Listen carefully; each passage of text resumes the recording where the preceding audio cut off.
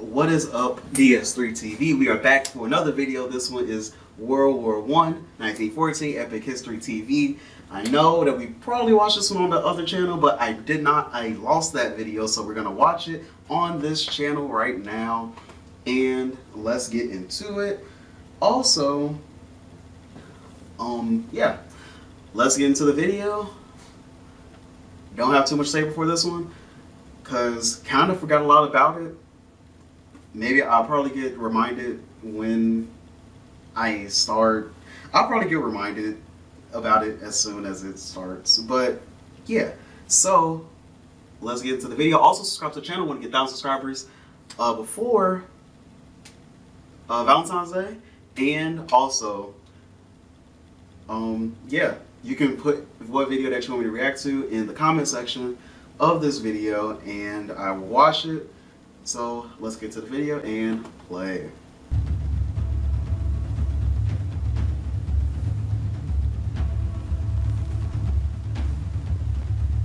Europe goes to war.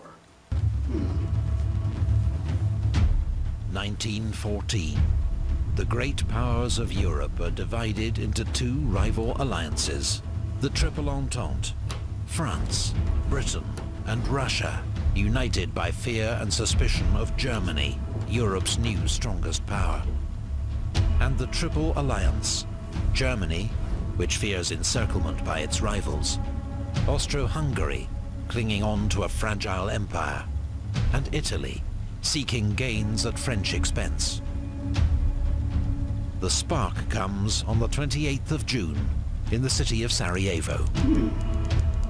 Archduke Franz Ferdinand, heir to the Austro-Hungarian throne, is assassinated by a 19-year-old Slav nationalist named Gavrilo Princip.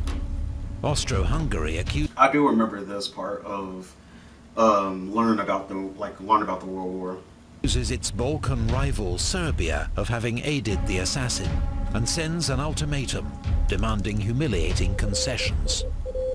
Serbia rejects the ultimatum, and Austro-Hungary declares war.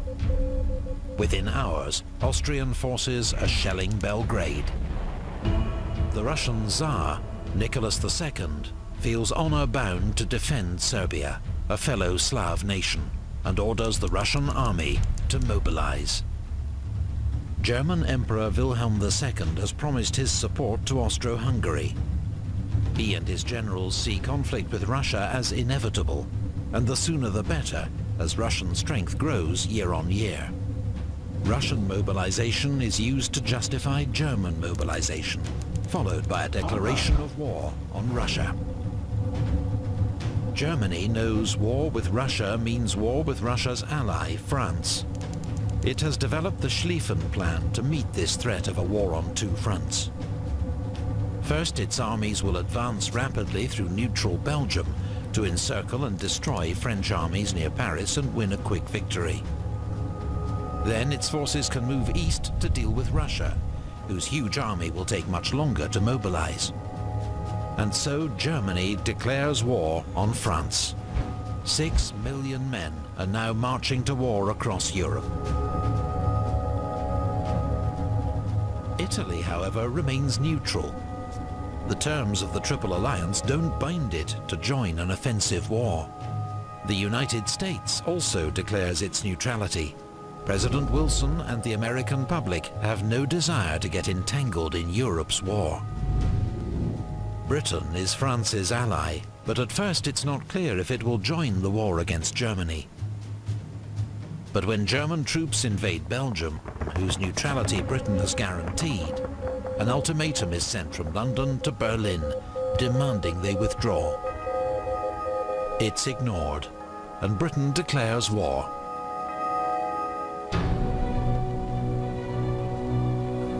Hey, let's see the opening chess game, because you know war is like a chess game, honestly. A British expeditionary force lands in France, while the German invasion is held up for crucial days by Belgian resistance at the fortress city of Liège. German troops commit several massacres against Belgian civilians. The atrocities are inflated by Allied propaganda, and helped turn public opinion in neutral countries against Germany. France, unaware of Germany's great encircling attack, launches Plan 17, an offensive into German territory. But in the Battle of the Frontiers, they're driven back with enormous losses on both sides.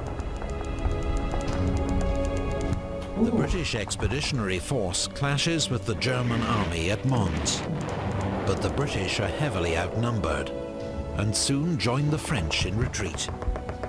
The Allies make their stand at the River Marne, 40 miles outside Paris. Their desperate counterattack saves the city and drives the Germans back. Both sides suffer 250,000 casualties.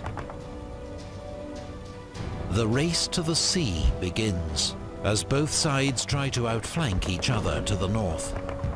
A series of clashes leads to the First Battle of Ypres, where the Allies desperately cling on and prevent a German breakthrough. There are more heavy losses on both sides. Oof. The two armies... That's a really close casualty ratio. ...then dig in along the entire 350-mile front, seeking shelter from deadly machine gun fire and artillery shells. Trench warfare has begun.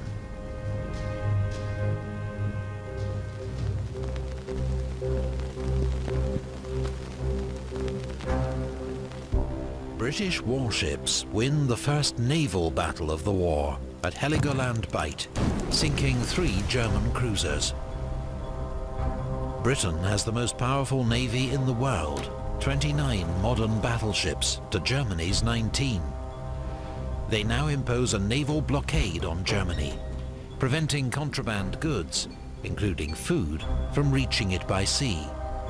The aim is to bring Germany's economy to its knees and force it to surrender. But a week later, the British cruiser HMS Pathfinder becomes the first victim in history of a lethal new weapon, the submarine-launched torpedo. German submarines, or U-boats, have a surface range of 9,000 miles and can attack undetected from beneath the waves. They herald a deadly new challenge to Britain's command of the seas.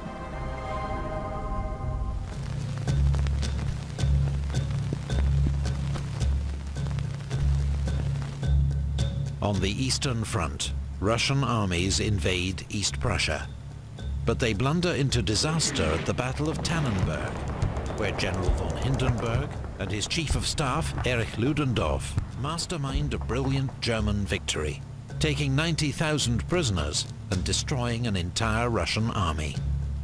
The Russians contribute to their own defeat by transmitting uncoded wireless messages. A second massive German victory at Masurian Lakes forces the Russians into retreat. In just 6 weeks, the Russian army suffers nearly 1/3 casualties. Meanwhile, Austro-Hungary's invasion of Serbia suffers a humiliating reverse at the Battle of Tser. Austro-Hungary's offensive against Russia also ends in disaster and retreat, with the loss of more than 300,000 men. The fortress town of Przemysl is cut off and besieged by the Russians. Yeah, Austria-Hungary couldn't do anything, it seems like, against Russia and Serbia, which was kind of weird. And I know like Germany had to help them a lot throughout this war. The Germans are forced to come to the rescue, launching a diversionary attack towards Warsaw. It leads to weeks of brutal winter fighting around the Polish city of Łódź, but there is no clear winner. Meanwhile, the Turkish Ottoman Empire has joined the Central Powers, declaring war on its old enemy, Russia. Turkish warships bombard the Russian ports of Odessa and Sevastopol, while in the Caucasus, Russian troops cross the Turkish frontier.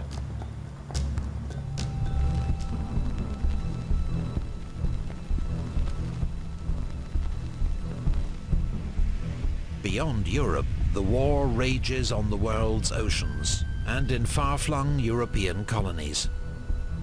German troops cross into British East Africa, modern Kenya, and occupy Taveta, while Allied forces seize the German colony of Togoland, modern Togo.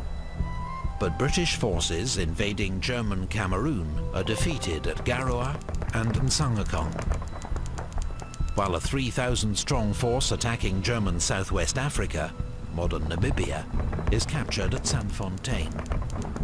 A month later, British landings at Tanga end in chaos and defeat at the hands of a much smaller German force led by Colonel von Lettow-Vorbeck.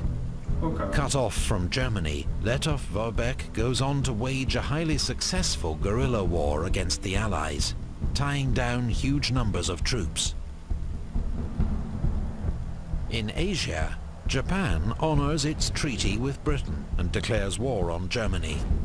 Japanese forces go on to seize the German naval base at Tsingtao. Okay.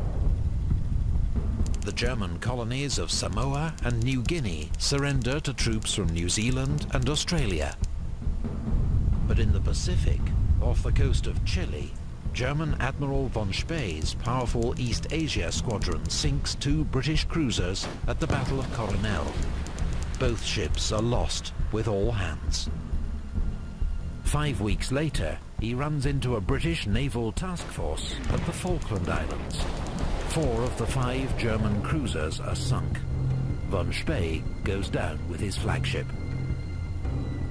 Meanwhile, in the Middle East, British troops seize control of the Ottoman port of Basra, securing access to the vital Persian oil that fuels the British fleet.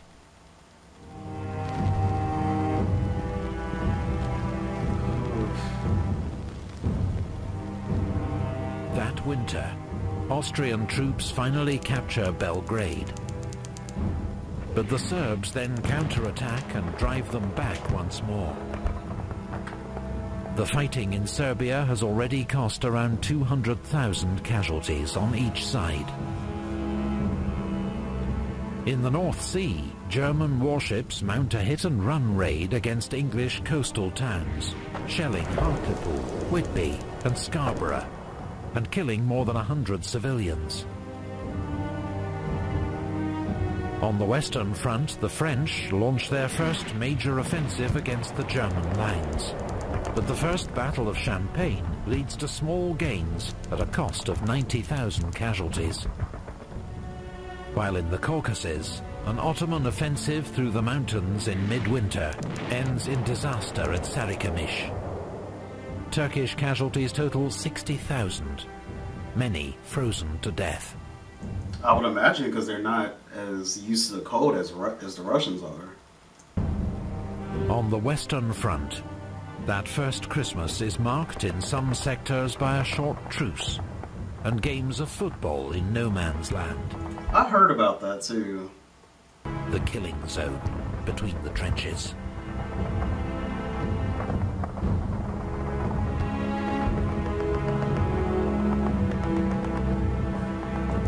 Good, yeah, good first episode. This is gonna be part 1 of World War I, and yeah, let's get into it.